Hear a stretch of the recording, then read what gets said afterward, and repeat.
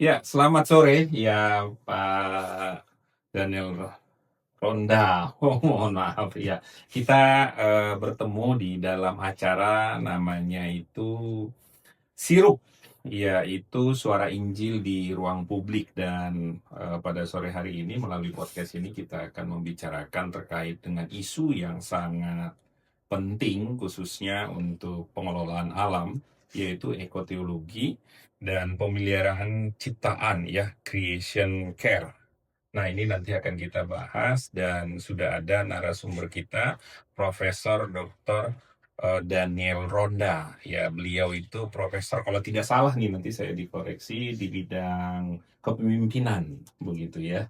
Iya, dan piawai di dalam banyak hal lah ya, khususnya di bidang teologi, begitu dan begitu juga aktif untuk melayani khususnya di wilayah eh, Papua ya kalau nggak salah Ya, ya begitu ya. Saat ini sebagai ketua umum di Gereja Kristen Gereja Kemah Injil Kemah Indonesia. Injil Ya, Indonesia. betul. Ya, dan kalau di PGLI jabatannya sebagai sekretaris umum ya Pak Betul, ya. betul. Iya, iya. Oke. Nah, kita akan membahas barangkali saya akan bagi dua bagian. Nanti kita akan membicarakan yang pertama terkait dengan apa itu ekologi, apa itu ekotologi, lalu nanti terkait dengan creation care itu yang seperti apa, pemeliharaan ciptaan itu seperti apa sih ciptaan itu khususnya di dalam pengelolaan atau penataan alam, karena memang setahu saya nih, ya alam itu harus memang kita jaga dan kita lestarikan karena kita hidup dan berada di alam. Betul. Ya, jadi mungkin itu nanti akan kita bicarakan. Lepas aja Pak, kita akan Ya. berdiskusi. Ya, Seperti itu.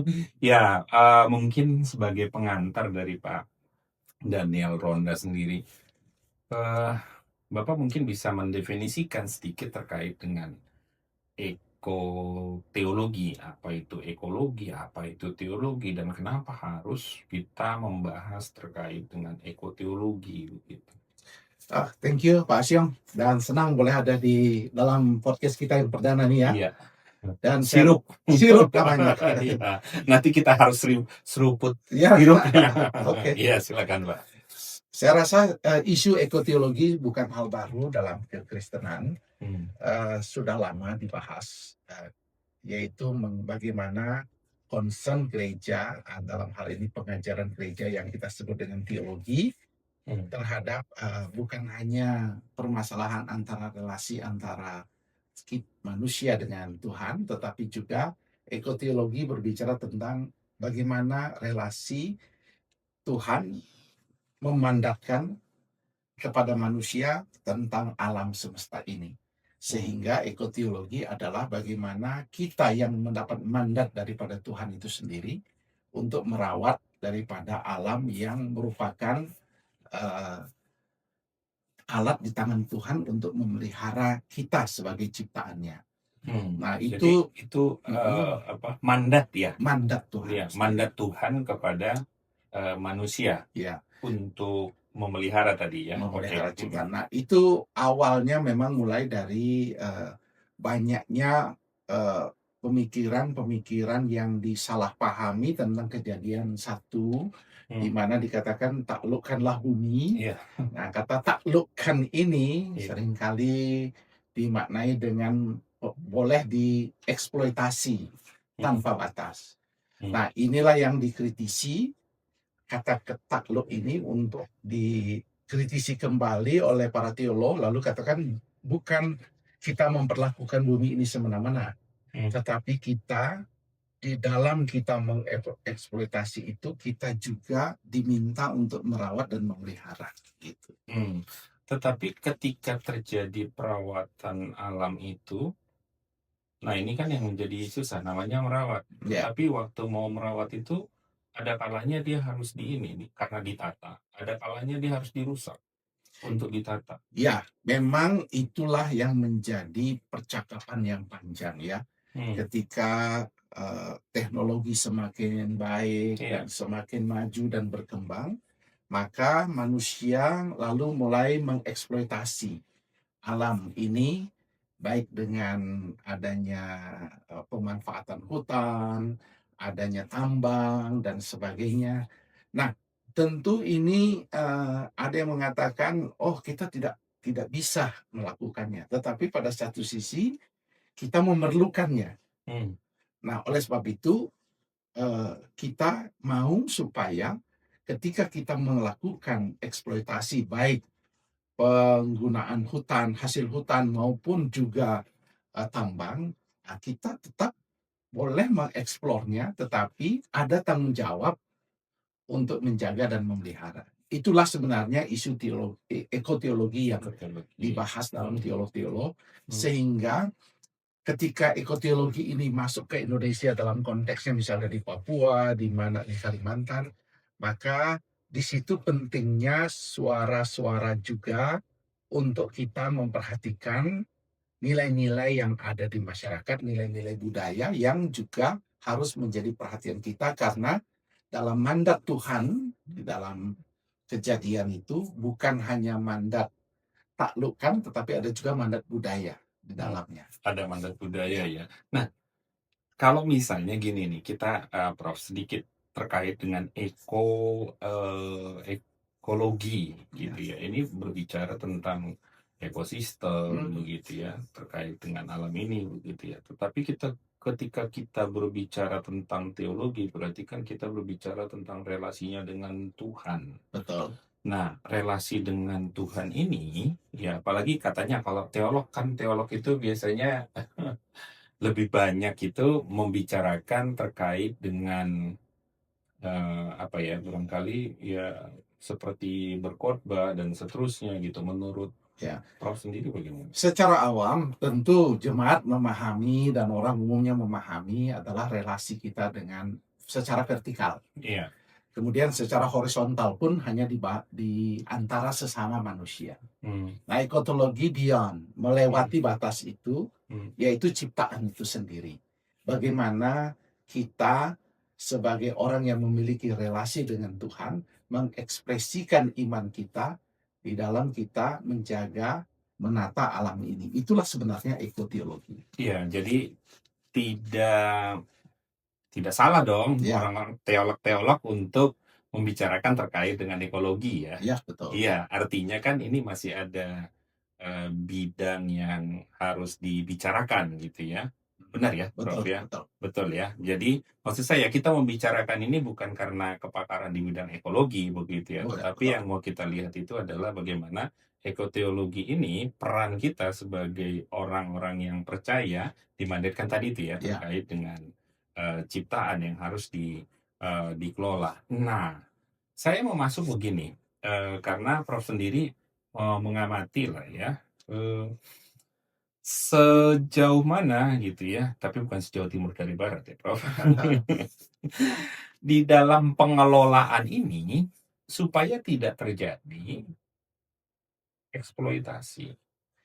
Nah, inilah masalah yang sebenarnya sedang kita banyak bahas ya, terutama di Indonesia, di kejadian bencana di Sumatera, dan juga di berbagai tempat. Memang ini menjadi concern gereja. Karena satu sisi pemerintah kita memerlukan sumber daya alam ini Betul. untuk devisa negara dan sebagainya, untuk kesejahteraan dan sebagainya. Tetapi pada sisi lain, kita melihat ternyata eksploitasi itu tidak diimbangi dengan sustainability, yaitu pembangunan yang disebut pembangunan berkelanjutan yang menjadi implikasi praktis daripada ekoteologi itu sendiri. Di mana waktu kita melakukan eksploitasi, tetap kita harus ada batas-batas yang dimana kita juga harus menjaga dan merawat itu sehingga tidak terjadi polusi, pencemaran, dan sebagainya. Kehancuran juga terutama. Itu sebenarnya yang menjadi concern gereja hari ini, mengapa kita sekarang menjadikan topik ini kembali harus dihidupkan kembali, dipercakapkan kembali, baik dari unsur tatanan teologisnya maupun juga ke hal-hal yang praktisnya. Itu yang perlu menjadi perhatian. Makanya topik ini menjadi menarik sekali, Pak Fasio. Karena ini dengan peristiwa bencana alam yang ada di Sumatera. Lalu momen ini menjadi momen yang tepat untuk membahas ekoteologi. Karena nanti takutnya orang lupa lagi, tapi akan berulang kembali ya. Nah, itu yang kita sementara kan ada di dalam alam. Ya, Bagaimanapun kita membutuhkan alam ini karena memang sumber daya alam ini adalah untuk mencukupi kebutuhan manusia tentunya, betul. begitu. Nah, yang saya kadang berpikir itu adalah batas-batasnya kita di dalam misalnya bagaimana untuk saya ambil contoh misalnya begini ya, Ya. Prof ya. Kita itu butuh lahan perumahan. Misalnya ya, ini contoh saja ya. Paling sederhana barangkali di dalam pikiran saya, tapi tolong saya nanti dikoreksi. Kita semakin bertambahnya manusia kan kita membutuhkan lahan untuk perumahan. Nah, berarti ada alam yang harus dikondisikan ya, khususnya apakah itu yang sawah barangkali begitu atau hutan gitu yang harus dikondisikan supaya ada tempat tinggal. Nah, ini bagaimana ini melihatnya ini secara ekoteologi, sementara di sisi lain kan kita kebutuhan. Kalau nggak salah sekarang jumlah manusia di bumi ini adalah sekitar 8 hampir sampai 9 miliar begitu. Masyarakat Indonesia aja sekarang kalau nggak salah 270 juta jiwa dengan kondisi lahan kita. Nah, ini bagaimana ini sementara membutuhkan tadi masalah tentang devisa negara dan seterusnya gitu. Ini juga kan dari alam kita ini. Iya, ini perlu barangkali kita memilah batasan-batasan terkait dengan supaya ini tidak menjadi eksploitasi gitu. Jadi ekoteologi itu memang tidak dia langsung ke tataran kebijakan yang dibuat oleh pemerintah, kebijakan publik terhadap penggunaan tata kota atau hutan, tidak. Ekoteologi berbicara tentang panggilan gereja secara individu-individu memberi kesadaran bahwa rawatlah ciptaan ini.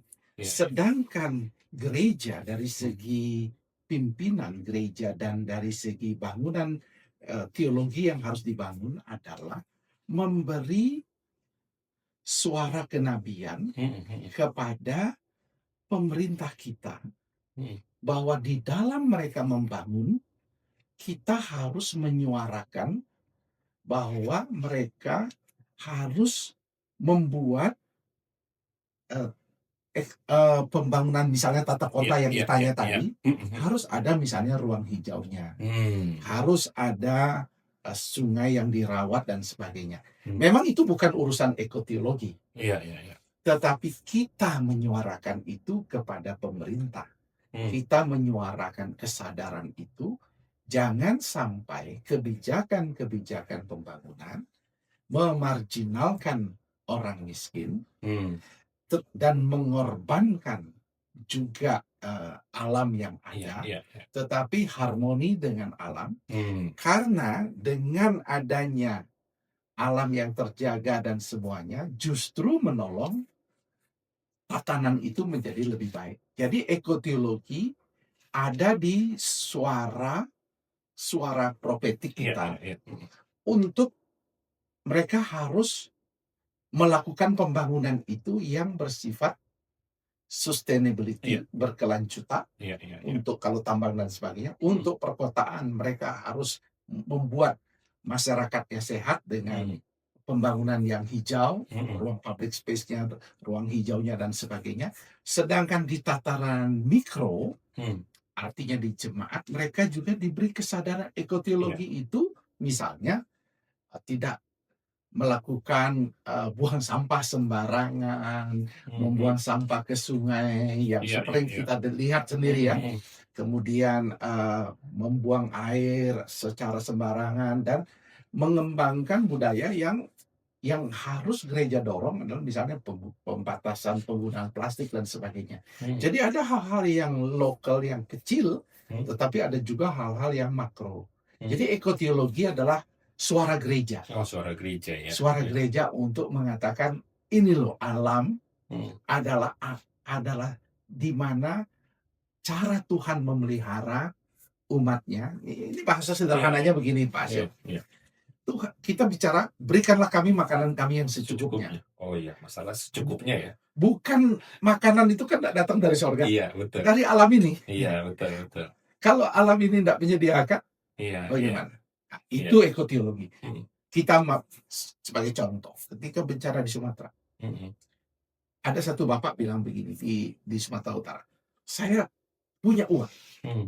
tapi ketika makanan tidak ada, saya tidak bisa taruh rekening banking saya taruh di rice cooker, dia berubah jadi nasi. Nasi, iya, Nggak mungkin. betul. Iya, iya, iya. Jadi itulah memberikan kita kesadaran bahwa monetary system, sistem keuangan yang ada itu tidak menjamin kesejahteraan. Perawatan alam inilah, menjaga alam inilah bentuk kita menerima mandat Tuhan untuk menjaga, karena lewat alam yang bagus inilah Mhm. Tuhan memelihara umatnya. Itu maksudnya. Iya.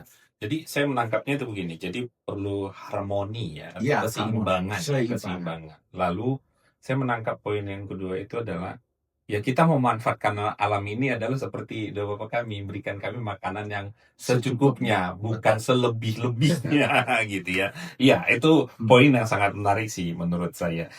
Lalu saya akan menukil begini, berarti misalnya ini, ya kita berbicara terkait dengan suara-suara teman kita dari Papua, Ya, khususnya PSN, ya, betul ya betul. PSN ya, proyek strategis nasional, khususnya terkait dengan food estate gitu. Ini di mana yang perlu kita suarakan? Kita juga butuh kan, food Ya, estate itu kan betul. kita butuhkan gitu Betul. ya.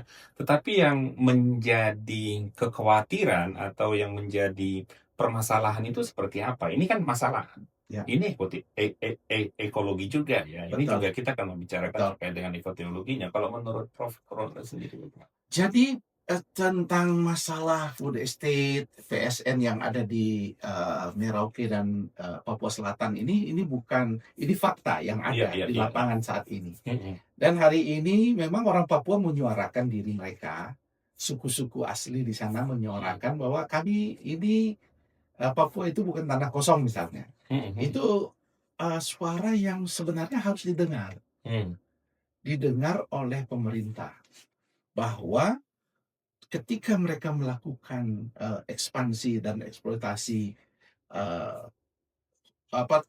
hutan dan tanah yang mereka mau jadikan tebu, sawit, mhm. pertanian dan sebagainya. Nah, ada suku-suku yang dikorbankan. Maksudnya dikorbankan itu seperti apa? Ya harus menyingkir. Hmm. Yang kedua, ruang-ruang tanah itu ada tempat-tempat mereka memiliki mencari makanan. Ya, mereka hidup dari sagu, Iya, iya, iya. dari berburu dan semua itu akan hilang. Hmm. Nah, ketika itu hilang, kita pemerintah menurut saya Iya, iya. tergesa-gesa dan terburu-buru Hmm. tanpa melibatkan secara sungguh-sungguh dan mendengarkan suara mereka. Hmm. Nah, inilah yang menjadi concern gereja Hmm. untuk menyuarakan ini. Hmm. Kita tidak menentang pembangunan, Iya, iya, iya. tapi kita mengatakan prinsip daripada teologi, ekoteologi adalah Iya. justisia. Iya. Justisia itu adalah keadilan. Hmm. Itu adalah sifat hakikinya Allah sendiri. Hmm. Sifat hakiki Allah itu adalah keadilan. Maka sejak zaman Bapak Agustinus, Thomas Aquinas, Martin Luther, John Calvin selalu mengatakan suarakanlah keadilan. Karena itulah yang menjadi suara Tuhan sendiri, hakikat Tuhan sendiri. Nah, maka ketika kita bicara tentang Papua, maka kita harus menyuarakan suara justisia ini, suara keadilan ini. Untuk menolong orang-orang yang ada di situ. Karena yang mereka jadikan proyek, ada manusia di situ. Ada suku-suku di situ yang memiliki gaya hidup dan keunikan hidup yang tidak bisa diselesaikan dengan kasih uang saja. Nih kasih uang kamu pindah. Tidak bisa seperti itu. Mereka pun alam itu bagi mereka adalah kalau kita baca di Kompas itu, alam itu ibu mereka, mama mereka. Nah, kita diingatkan ini karena memang teologi Injilis seringkali tidak kurang concern ya terhadap hal ini. Lebih kepada relasi, kalau kita dengar khotbah-khotbah di mimbar, relasi dengan Tuhan, relasi dengan sesama, dan sebagainya. Nah, ketika kita bicara tentang ada saudara kita di Papua yang membutuhkan pertolongan untuk menyuarakan ini, kita merasa, well, itu bukan urusan saya dan sebagainya. Oh, itu tinggal dikasihkan saja dikasih pekerjaan di tempat PSN itu, lalu dikasih perumahan dan dikasih gaji, selesai masalahnya. Tidak sesederhana itu. Manusia dengan kompleksitas budaya dan sosiologisnya, dan menjadi ruang di mana mereka belum terbiasa dengan perubahan yang begitu mendadak, disrupsi yang begitu mendadak, maka dibutuhkan sebenarnya kesabaran, dialog, percakapan, dan sebagainya. Sehingga tidak main tabrak saja, yang istilah mereka orang Papua itu, kami itu Papua ini bukan tanah kosong, ada manusia di situ yang perlu mendapat perhatian. Nah, inilah keprihatinan kita sebagai gereja terhadap PSN itu. Jadi kita tidak menentang pembangunan. Tidak menolak pembangunan, tetapi perlu lebih wise lah ya, begitu, lebih bijak begitu untuk ininya ya. Saya jadi kepikiran begini, Bro. Iya juga sih. Saya misalnya begini. Saya yang terbiasa misalnya di kota lah begini kehidupannya. Terus saya dicabut, terus ditaruh di Papua, pasti saya bingung. Ya, sebaliknya juga kan. Mereka itu kan tiba-tiba dikelola misalnya begitu. Ini ya, pemikiran dangkal saya begitu, saya yang terlalu dangkal. Mungkin mereka kalau tiba-tiba langsung terjadi perubahan begitu, ini yang saya pikirkan lah begitu. Pasti mereka juga akan pasti kebingungan kan? Betul. Iya. Itu baru satu bagian. Iya. Belum lagi ancaman bencana alam itu. Itu juga akan fatal sekali akibatnya. Nah, itu banyak orang bilang, oh ini kan sawit itu kan apa? Daunnya hijau daun. Tapi masalahnya kan sudah terbukti di Sumatera. Kita yang sudah lihat bencana alam itu langsung dengan mata kepala sendiri, saya sendiri melihat jelas sekali kehancuran itu akibat daripada eksploitasi alam yang tanpa batas ya. Itu yang menyebabkan kehancuran itu. Kalau tidak salah hutan Papua itu lebih heterogen ya. Bukan homogen. Berarti kalau misalnya sawit ini kalau nggak salah dia sifatnya itu memang sangat homogen ya untuk ditanam. Betul. Nah, saya sendiri awam. Awam dengan hal-hal seperti itu. Tapi bukankah media sudah memberitahu kita?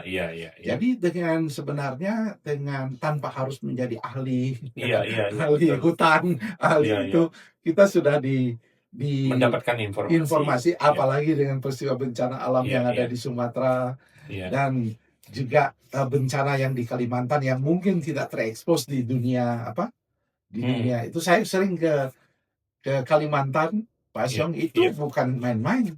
Banjir itu bisa 1 bulan, 2 bulan. Oh gitu ya? Iya, di tempat-tempat yang dimana kemudian sungai itu meluap luar biasa berminggu-minggu. Nah, ini fakta yang tanpa harus menjadi ahli ilmuwan, ahli dalam bidang hutan dan sebagainya. Kita sudah mengetahui bahwa ini bencana yang luar biasa, fakta di depan mata.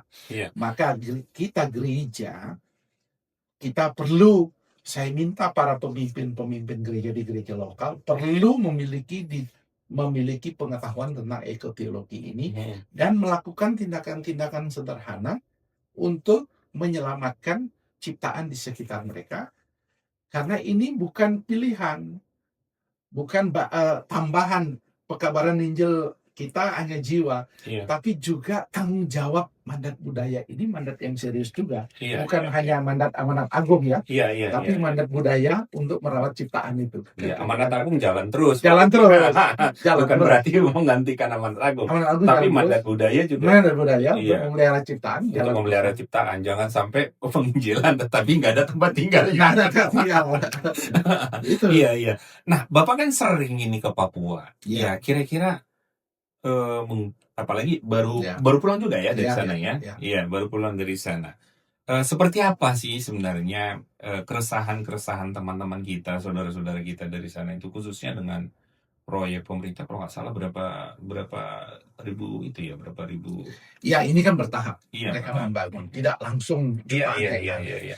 Jadi ada proses mulai bangun jalan, bangun dermaga dan sebagainya. Tapi itu kompleks. Di Iya, Papua menghadapi masalah kompleks. Di bagian pegunungan, terutama di Papua Tengah dan Papua Pegunungan, tentu masalahnya adalah masalah soal konflik Iya. antara kelompok bersenjata dengan TNI. Iya, iya. Dan di Tenggarai itu juga berhubungan dengan tambang dan sebagainya. Tapi kita tidak memasuki area-area yang bersifat politis. Tetapi ada fakta bahwa saat ini umat Tuhan sedang mengungsi. Oh, ada Begitu. yang mengungsi? Puluhan ribu bahkan ratusan ribu menurut report ya. Iya, iya. Jadi ada baik di Kabupaten Duga yang saya kunjungi maupun ada di Timika, Nabire dan sebagainya. Jadi ini fakta yang kita Iya, hadapi. iya. Nah, di sana eksploitasi tambang sebenarnya ada contoh yang baik sebenarnya di Freeport. Itu bagaimana mereka berdamai dengan alam, merawat dan juga melakukan mendidik masyarakat, suku-suku yang ada. Walaupun tidak sempurna, tetapi itu contoh yang baik. Ya, ada upaya untuk penghijauan. Penghijauan, bagus sekali. Mereka mengembalikan lagi yang sudah ditambang, kembali lagi jadi hutan, kembali lagi ditanami dan sebagainya, memberdayakan masyarakat. Tetapi di bagian-bagian lain ada eksploitasi tambang yang tanpa ada kepedulian terhadap mengembalikan alam itu setelah dieksploitasi, dibiarkan saja. Dan itulah yang berdampak dan buruk dan banyak sekali. Bahkan Pak Hasim juga menyebutkan akan hal itu. Banyaknya tambang ilegal di Indonesia. Dan itu terjadi yang kita lihat dengan mata kepala sendiri. Sedangkan di Merauke itu soal food estate. Karena memang daerahnya rata. Dan itu ada rawa di sana dan sebagainya. Nah, itu juga menjadi keresahan suku-suku yang mereka di mana harus tersingkir dari situ. Jadi saya selalu bertanya sebagai hamba Tuhan, untuk apa? Siapa? Untuk apa kemajuan kalau rakyat yang seharusnya diatasnamakan untuk mendapatkan kemajuan justru menderita, susah dan tidak sejahtera dan di masalah. Kita tidak hanya boleh bicara secara makro ya dari Jakarta, tapi kita harus mendengar suara mereka yang ada di bawah. Suara mereka yang ada nih. Berarti itu di Merauke ya, rencana untuk pembuatan food estate-nya itu sudah dimulai, sedang dikerjakan, tapi bertahap. Bertahap. Karena kalau melihat report dari pemerintah secara resmi, itu jutaan hektar rencananya, tapi belum sampai. Baru sedang dikerjakan. Tapi itu sudah mulai menggusur penduduk-penduduk lokal yang ada di sekitarnya. Nah, ini memang satu sisi membuat baik. Ada ekonomi, misalnya pertanian. Tapi satu sisi juga bisa berbahaya karena kalau tidak diberdayakan masyarakat lokal. Nah, itu bukan tidak mungkin akan menjadi aborigin orang-orang Papua nanti di Australia itu ya. Tersingkir. Akhirnya dibuatkan kayak orang Indian. Kalau kita ke Amerika itu ada tempat hanya khusus untuk orang Indian. Akhirnya mereka penduduk asli itu hanya menjadi orang-orang yang tersingkir dari tanahnya sendiri. Nah, ini yang menjadi perhatian kita. Iya. Tapi itu memang menjadi keresahan mereka. Tapi tadi Prof sendiri sampaikan bahwa memang ini sudah ada yang benar-benar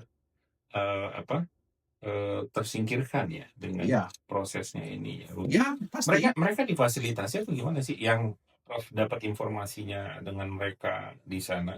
Ya, kalau kita lihat memang masalahnya memang cukup traumatis. Cukup traumatis artinya Traumatis itu seperti apa? begini, dengan adanya pembangunan ini berbasis militer ya, dengan didampingi itu, Oh, jadi sehingga kita sulit mendapatkan apa informasi-informasi yang keterbukaan itu menjadi iya iya sulit iya. didapat. Iya iya. Tetapi yang jelas bahwa dalam sidang MPL PGI yang saudara Kemarin. kita dari Iya PGI iya iya kemarin, iya. kita menemukan bagaimana masyarakat sendiri Iya, menyampaikan aspirasi kepada gereja, karena bagi mereka gerejalah sekarang menjadi harapan. harapan umat di sana Kita ya. lembaga ARAS, dalam hal Iya ini iya. PGRI, hari ini kita berpodcast Iya karena iya. kita mau menyuarakan itu. Betul betul. Memang itu juga sih tujuan Nah, kita, paling kita tidak menyampaikan apa yang menjadi unek-unek masyarakat sih, iya. gitu ya. Jadi sebenarnya kita ingin sampaikan kepada Pak Presiden, Iya Pak iya. Menteri, ayolah gunakan hati nurani. Mhm. Dengarkanlah suara itu. Iya. Mungkin agak panjang sedikit, agak ribet sedikit, agak repot sedikit. Tapi dengan mempedulikan, memperhatikan dengan mereka, bukan dalam arti uang ya. Iya iya iya. Bukan dalam arti karena kalau uang sudah sampai ke pemimpin, nah pemimpin ini enggak ngucurin sampai ke bawah, itu Iya iya masalahnya. iya. Ini realita yang dihadapi gereja. Mhm. Lalu sayangnya juga gereja ada tertentu yang kadang-kadang juga berdiam diri, Iya. tidak menyuarakan ini. Iya. Nah, kita ekoteologi bukan bukan kayak LSM gitu ya. Iya iya iya. Kita ayo teriak-teriak, tidak. Iya iya. Ekoteologi adalah sebuah kesadaran teologis Mhm. dari kita memahami bahwa Allah pencipta, Allah penyelamat, Mhm. tetapi Allah juga memandatkan kita untuk menjaga alam ini dan ini. Dan kita adalah bagian dari negara, perlu didengar. Itu Mhm. itu yang kita minta sebenarnya dari pemerintah. Iya. Nah, kira-kira permasalahan-permasalahan apa lagi sih kalau nggak salah ini masalah tentang itu ya, tercabutnya juga budaya ya, itu menjadi potensi juga ya dengan proses ini ya, atau bagaimana? Ya, sebenarnya tidak semua, kalau kita memperhatikan perusahaan-perusahaan ya, Iya iya. sebenarnya tidak semua buruk. Mhm mhm. Kita melihat misalnya saya Desember lalu ke satu daerah namanya Kutai Timur ya, Iya iya. di desa di mana ada desa Kristen orang Dayak majority Iya. di Mio Baru itu, PT Gajah Gajah Abadi itu Mhm. justru sangat bekerja sama dengan penduduk Iya. setempat di dalam memanfaatkan hutan yang dikelola oleh mereka. Mmm. Itu sisi baik. Iya iya. Tapi ada juga tambang-tambang ilegal yang tidak tahu bagaimana hanya mengeruk, membuat lobang-lobang ya. Di Mhm. Kutai Timur itu Iya tempat iya. gereja kita, Mhm. gereja Kemainjil yang anggota Iya PGRI iya ini, iya iya iya iya. itu ada 1.800 lobang yang enggak pernah habis ditambang, ya ditinggalin begitu aja. Iya, saya beberapa kali menemukan begitu, Prof, ini. Jadi, Mhm. ketika datang ke satu daerah Iya. begitu, saya heran loh, ini ngapain? Ternyata penambang ini, penambang Mhm. penambang emas begitu ya. Iya. Nah, mereka menambang emas dengan alat, yang memang sederhana, tapi itu memang di lubang ini. Lalu saya tanya ke beberapa ini, beberapa orang yang kita lewatin jalan gitu, "Ini kenapa?" Iya, habis nambang ya memang dibiarin begitu gitu. Iya, Baik. memang dan itu bukan hanya satu titik. Ya. Nah, Nah itu baru kecil, kadang-kadang perusahaan gede juga, nggak oh, peduli. Tapi ilegal ya, entah dari China, dari iya Korea, iya dari iya. mana datang, akhirnya menghabisin hutan, masuk ke hutan-hutan. Itu fakta di lapangan, itu Mmm, fakta di lapangan. Nah, masalahnya tambang-tambang itu lalu mencemarkan sungai, iya iya iya. tempat manusia berkomunitas, tapi juga menggunakan sungai itu sebagai air kehidupan mereka. Nah ini siapa yang ngomong ini?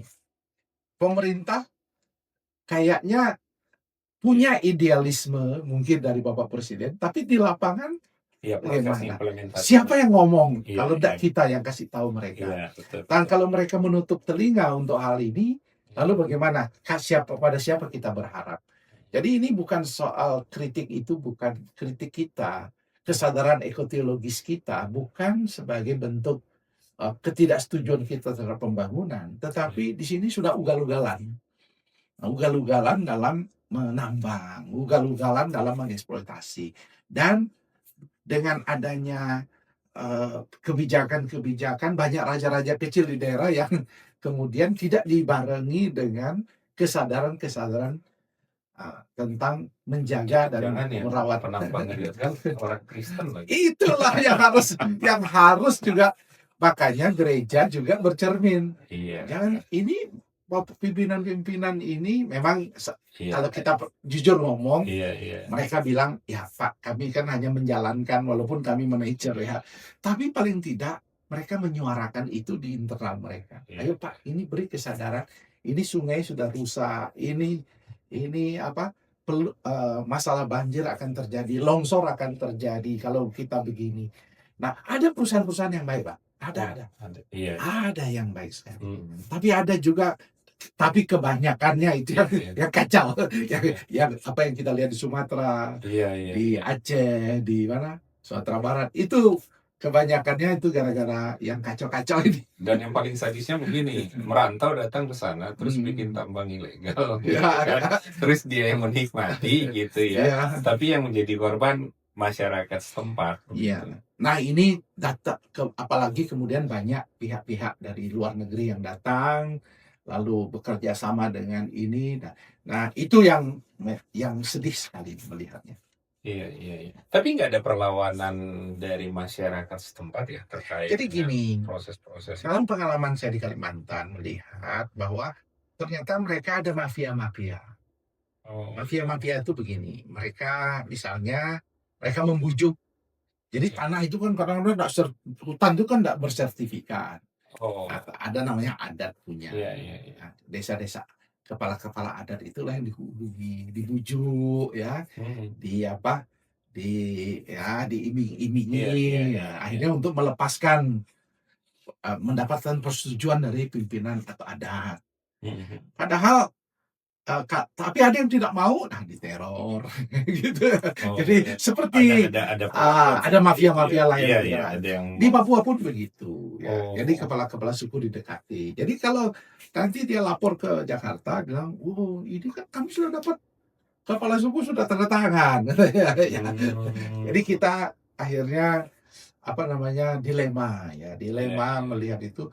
Jakarta kan pasti bilang ini sudah sah. Secara prosedur ini, tapi cara mereka melakukannya di lapangan, justisia tadi, prosedur yang adil, tidak ada keadilan di situ. Jadi akhirnya misalnya di Kalimantan nggak mau diteror, dan jadi akhirnya terpaksa mau tidak mau tanda tangan, atau dipecah belah ya. Itu kan kalau suku adat itu kan lembaga kolektif. Misalnya 10, dia bujuk 5, dia bujuk 6, yang 4 dakwah tanda tangan, akhirnya lama-lama bisa masalah. Itu kompleksitas di bawah. Nah, pemerintah Pak Presiden tentu nggak tahu barang-barang seperti ini di bawah. Dan itu memang mengakar. Yang paling terasa itu sebenarnya khususnya di Papua ya, karena masyarakatnya kebanyakan atau ya bisa dikatakan banyak yang bergereja gitu ya. Dan ini dekat dengan kehidupan gereja ya sebenarnya. Sehingga memang kepedulian gereja itu pun memang harus lebih peka ya barangkali ya. Itulah makanya sayangnya gereja-gereja mulai diajak ya untuk bekerja sama, sehingga akhirnya gereja kehilangan suara mereka untuk suara kenabian. Kehilangan. Jadi ini menjadi koreksi kita. Maka percakapan ini untuk mengingatkan kembali bahwa saya titip pesan kita dari lembaga gereja-gereja Injili, menitip pesan kepada semua gembala, ayo bangkitkan kesadaran ekoteologi, ayo bahwa Tuhan mau kita menjalankan amanat agung, tetapi ada mandat budaya yang kedua, yaitu alam ini harus kita buat. Kita tidak bisa melakukan, mungkin kita tidak bisa melakukan hal-hal yang spektakuler, tapi kita bisa menjaga, merawat lingkungan di mana gereja itu ada.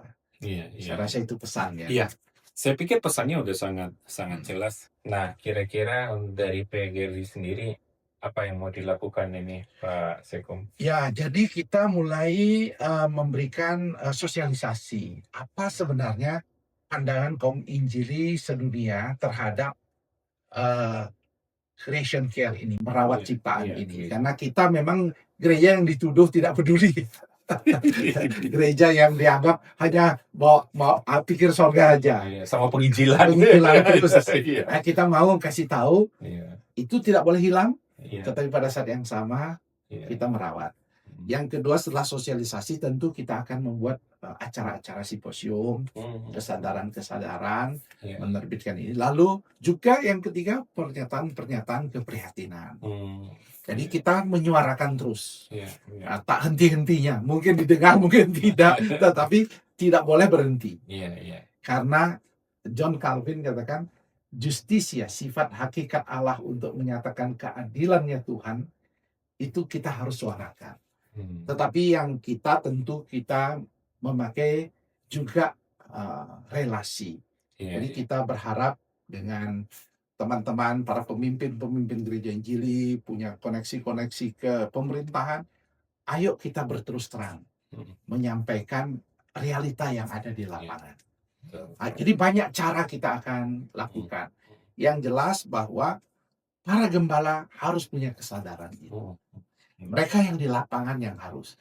Kalau di lapangan sudah mengerti tentang ekoteologi, saya rasa sulit bagi investor untuk kasih sumbangan lalu tutup mulut. Ya. Kalau gembala tidak bersuara, susah bagi kita di Aras Nasional untuk mendapat suplai informasi dan pergumulan dari jemaat. Itu saya rasa peta jalan yang kita bangun. Iya, iya, iya, iya. Baik, saya pikir diskusi kita sudah di penghujung acara kita ini, Prof.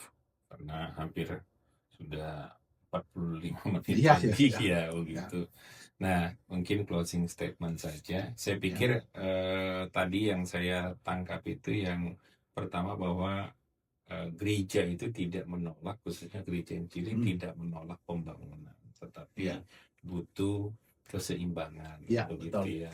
Artinya tidak mengeksploitasi yang sampai berlebihan, tetapi tetap ada pemeliharaan. Nah, mungkin bisa diberikan closing statement-nya, silakan, Prof. Bagi kita secara internal, memang kita harus mengingat bahwa itu tanggung jawab. Alam ciptaan adalah tanggung jawab yang Tuhan Yesus sendiri berikan kepada kita. Tetapi pada saat yang sama, kita juga harus menyuarakan suara keadilan itu kepada pemerintah.